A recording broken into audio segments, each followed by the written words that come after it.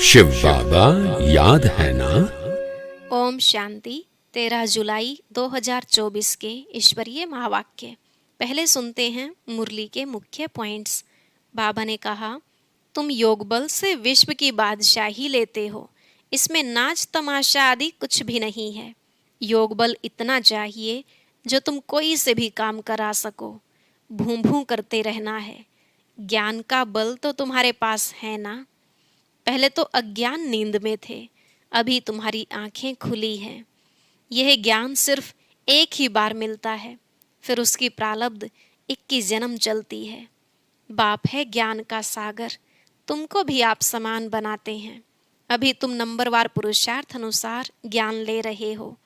इसमें जो पास with honour होंगे उनको कहेंगे पूरा ज्ञान सागर बने हैं। फिर बाबा ने कहा, तुम बच्चे भल बाहर में चक्र लगाओ, लेकिन बाप को याद करते रहो।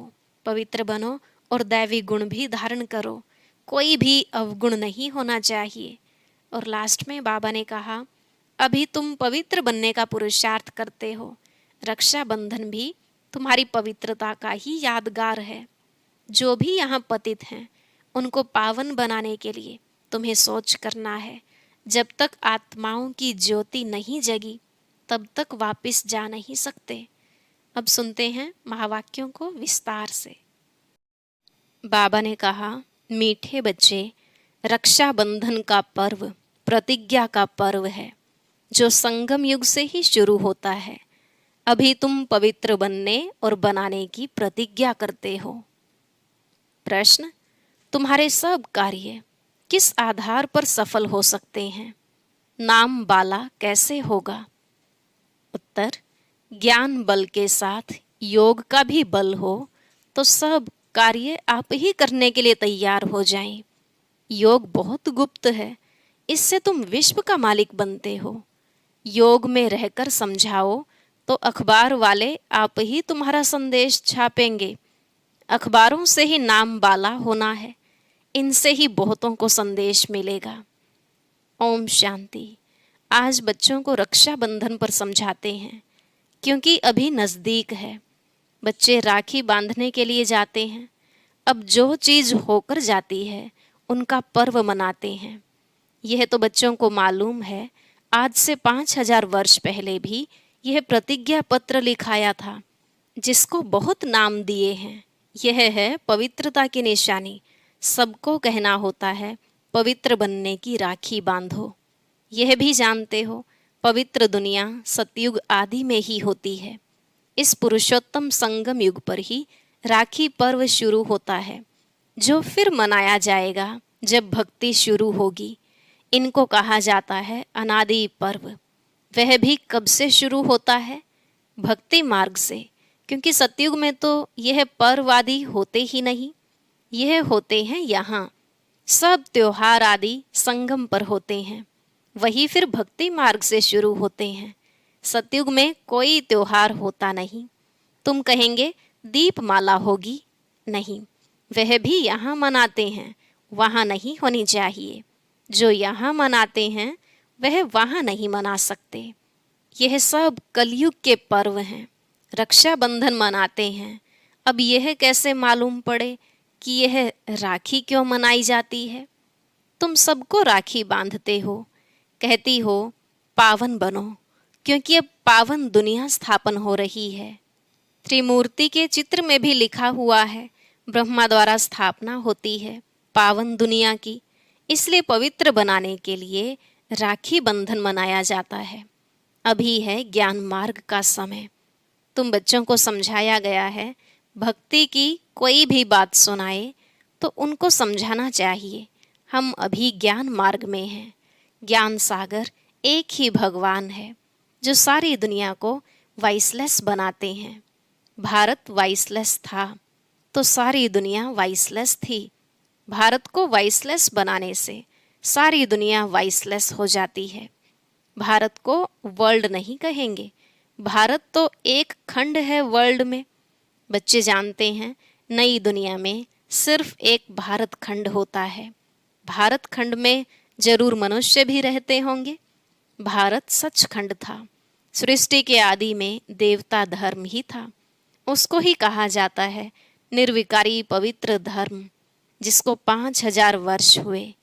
अभी यह पुरानी दुनिया, बाकी थोड़े रोज है। कितना दिन वाइसलेस बनने में लगते हैं, टाइम तो लगता है। यहाँ भी पवित्र बनने का पुरुषार्थ करते हैं। सबसे बड़ा उत्सव तो यह है। प्रतिज्ञा करनी चाहिए, बाबा हम पवित्र तो जरूर बनेंगे। यह उत्सव सबसे बड़ा समझना चाहिए। सब पुकारते भी हैं, हे परम पिता परमात्मा। यह कहते हुए भी परम पिता बुद्धि में नहीं आता। तुम जानते हो, परम पिता परमात्मा आते हैं जीव आत्माओं को ज्ञान देने। आत्मा परमात्मा अलग रहे बहुकाल। यह मेला इस संगम युग पर ही होता है। कुंभ का मेला भी इसको कहा जाता है, जो हर 5,000 वर्ष बाद एक ही बार होता है। वह पानी में स्नान करने का मेला तो अनेक बार मनाते आए हो। वह है भक्ति मार्ग, यह है ज्ञान मार्ग। संगम को भी कुंभ कहा जाता है। 3 नदियां वास्तव में है नहीं। गुप्त नदी पानी की कैसे हो सकती है? बाप कहते हैं तुम्हारी यह गीता गुप्त है। तो यह समझाया जाता है तुम योग बल से विश्व की बादशाही लेते हो। इसमें नाच तमाशा आदि कुछ भी नहीं है।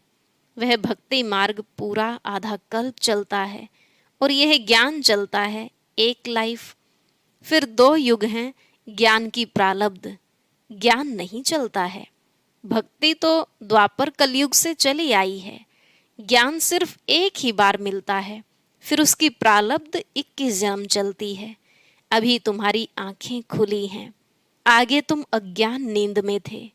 अब राखी बंधन पर ब्राह्मण लोग राखी बांधते हैं। तुम भी ब्राह्मण हो। वह है कुख वंशावली, तुम हो मुख वंशावली। भक्ति मार्ग में कितनी अंधश्रद्धा है। दुबन में फंसे हुए हैं।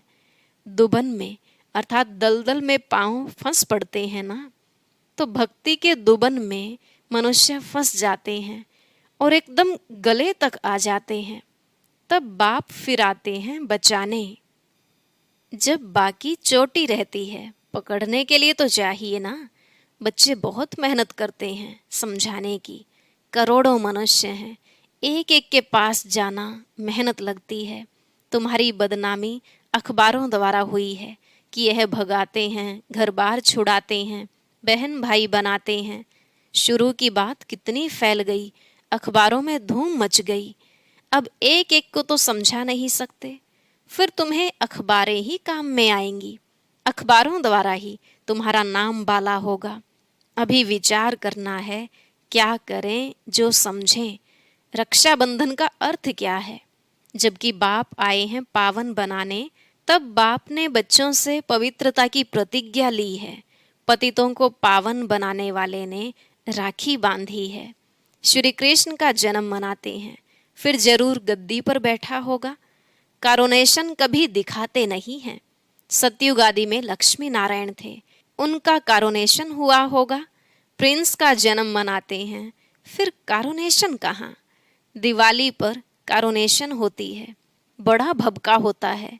वह है सतयुग का। संगम की जो बात है वह वहाँ होती नहीं। घर घर में रोशनी यहाँ होने की है। वहाँ दीपमाला आदि नहीं मनाते हैं, वहाँ तो आत्माओं की ज्योत जगी हुई है। वहाँ फिर कारोनेशन मनाया जाता है, न कि दीपमाला। जब तक आत्माओं की ज्योत नहीं जगी है तो वापस जा नहीं सकते। तो अब यह तो सब पतित हैं, उनको पावन बनाने के लिए सोच करना है। बच्चे सोच कर जाते हैं बड़े बड़े आदमियों के पास। बच्चों की बदनामी हुई अखबारों द्वारा, फिर नाम भी इन द्वारा होगा। थोड़ा पैसा दो तो अच्छा डालेंगे। अब तुम पैसे कहाँ से देंगे? पैसे देना भी रिश्वत है, बेकायदे हो जाता। आजकल रिश्वत बिगर तो काम ही नहीं होता है। तुम भी रिश्वत दो, वो लोग भी रिश्वत दें, तो दोनों एक हो जाएं। तुम्हारी बात है योग बल की। योग बल इतना चाहिए जो तुम कोई से भी काम करा सको। भूं भूं करते रहना है। ज्ञान का बल तो तुम्हारे में भी है। इन चित्रों आदि में ज्ञान है। योग गुप्त है। अपने को आत्मा समझ बाप को याद करना है बेहद का वर्षा लेने के लिए। वह है ही गुप्त जिससे तुम विश्व के मालिक बनते हो। कहाँ भी बैठ तुम याद कर सकते हो। सिर्फ यहाँ बैठकर योग नहीं साधना है, ज्ञान और याद दोनों सहज हैं। सिर्फ 7 दिन का कोर्स लिया बस, जास्ती दरकार नहीं। फिर तुम जाकर औरों को आप समान बनाओ। बाप ज्ञान का, शांति का सागर है। यह 2 बातें हैं मुख्य, इनसे तुम शांति का वर्षा ले रहे हो। याद भी बड़ी सूक्ष्म है। तुम बच्चे भल बाहर में चक्र लगाओ, बाप को याद करो। पवित्र बनना है, दैवी गुण भी धारण करना है। कोई भी अवगुण नहीं होना चाहिए। काम का भी भारी अवगुण है। बाप कहते हैं अब तुम पतित मत बनो। भल स्त्री सामने हो, तुम अपने को आत्मा समझ मुझ बाप को याद करो। देखते हुए न देखो, हम तो अपने बाप को याद करते हैं। वह ज्ञान का सागर है, तुमको आप समान बनाते हैं तो तुम भी ज्ञान सागर बनते हो। इसमें मूंझना नहीं चाहिए। वह है परमात्मा, परम धाम में रहते हैं, इसलिए परम कहा जाता है। वह तो तुम भी रहते हो। अब नंबरवार पुरुषार्थ अनुसार तुम ज्ञान ले रहे हो। पास विद ऑनर जो होते हैं उनको कहेंगे पूरा ज्ञान सागर बने हैं। बाप भी ज्ञान सागर, तुम भी ज्ञान के सागर। आत्मा कोई छोटी बड़ी नहीं होती है, परम पिता भी कोई बड़ा नहीं होता। यह जो कहते हैं हजारों सूर्य से तेजों में, यह सब हैं गपोड़े। बुद्धि में जिस रूप से याद करते हैं वह साक्षात्कार हो जाता है। इसमें समझ चाहिए, आत्मा का साक्षात्कार व परमात्मा का साक्षात्कार बात एक हो जाएगी। बाप ने रियलाइज कराया है, मैं ही पतित पावन ज्ञान का सागर हूँ। समय पर आकर सबकी सद्गति करता हूँ। सबसे जास्ती भक्ति तुमने की है। फिर बाप तुमको ही पढ़ाते हैं। रक्षाबंधन के बाद कृष्ण जन्माष्टमी होती है, फिर है दशहरा। वास्तव में दशहरे के पहले तो कृष्ण आ न सके। दशहरा पहले होना चाहिए, फिर कृष्ण आना चाहिए। यह हिसाब भी तुम निकालेंगे। पहले तो तुम कुछ भी नहीं समझते थे। अभी बाप कितना समझदार बनाते हैं। टीचर समझदार बनाते हैं ना। अभी तुम जानते हो कि भगवान बिंदु स्वरूप है। झाड़ कितना बड़ा है। आत्माएं ऊपर में बिंदी रूप में रहती हैं। मीठे मीठे बच्चों को समझाया जाता है। वास्तव में 1 सेकंड में समझदार बनना चाहिए, परंतु पत्थर बुद्धि ऐसे हैं जो समझते ही नहीं। नहीं तो है 1 सेकंड की बात। हद का बाप तो जन्म बाई जन्म नया मिलता है। यह बेहद का बाप तो एक ही बार आकर 21 जन्मों का वर्षा देते हैं। अभी तुम बेहद के बाप से बेहद का वर्षा ले रहे हो। आयु भी बड़ी हो जाती है। ऐसे भी नहीं 21 जन्म कोई एक बाप रहेगा। नहीं, तुम्हारी आयु बड़ी हो जाती है। तुम कभी दुख नहीं देखते हो। पिछाड़ी में तुम्हारी बुद्धि में यह ज्ञान जाकर रहेगा। बाप को याद करना और वर्षा लेना है। बस बच्चा पैदा हुआ और वारिस बना।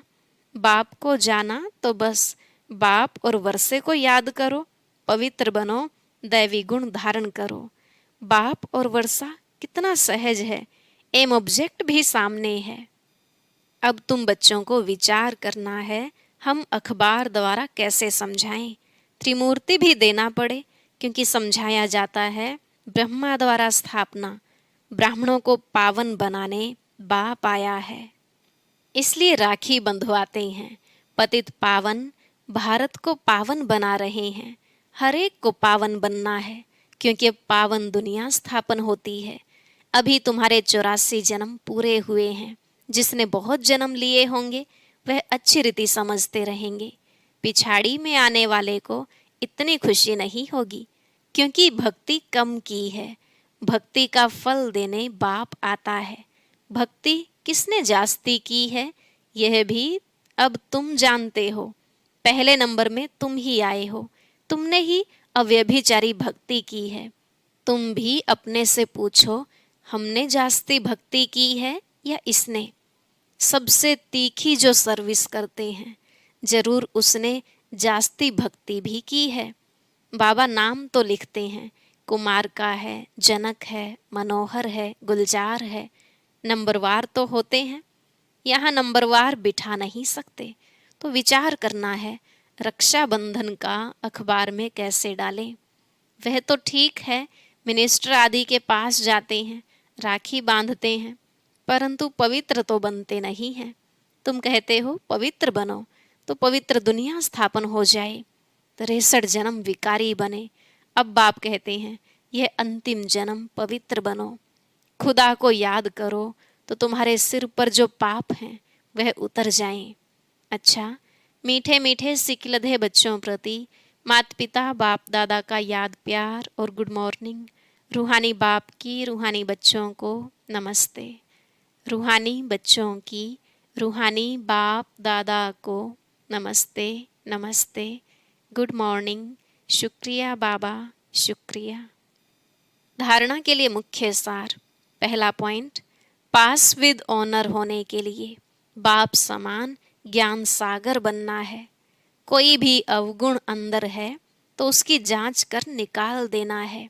शरीर को देखते हुए न देख, आत्मा निश्चय कर आत्मा से बात करनी है। दूसरा, योग बल इतना जमा करना है जो अपना हर काम सहज हो जाए। अखबारों द्वारा हर एक को पावन बनने का संदेश देना है। आप समान बनाने की सेवा करनी है। आज का वरदान, देह भान को देही अभिमानी स्थिति में परिवर्तन करने वाले बेहद के वैरागी भव। देह भान को देही अभिमानी स्थिति में परिवर्तन करने वाले बेहद के वैरागी भव। बाबा ने कहा, चलते चलते यदि वैराग्य खंडित होता है तो उसका मुख्य कारण है देह भान। जब तक देह भान का वैराग्य नहीं है, तब तक कोई भी बात का वैराग्य सदा काल नहीं रह सकता। संबंध से वैराग्य, यह कोई बड़ी बात नहीं है। वह तो दुनिया में भी कईयों को वैराग्य आ जाता है, लेकिन यहाँ देह भान के जो भिन्न भिन्न रूप हैं, उन्हें जानकर देह भान को देही अभिमानी स्थिति में परिवर्तन कर देना, यह विधि है बेहद के वैरागी बनने की। स्लोगन, संकल्प रूपी पांव मजबूत हों तो काले बादलों जैसी बातें भी परिवर्तन हो जाएंगी। संकल्प रूपी पांव मजबूत हों तो काले बादलों जैसी बातें भी परिवर्तन हो जाएंगी। अच्छा, ओम शांति। बाप दादा ने किसी को भी शिक्षा देने का सबसे बड़ा और सहज साधन कौन सा बताया? ये जानने के लिए सुनते हैं आज का अव्यक्त ज्ञान मोती।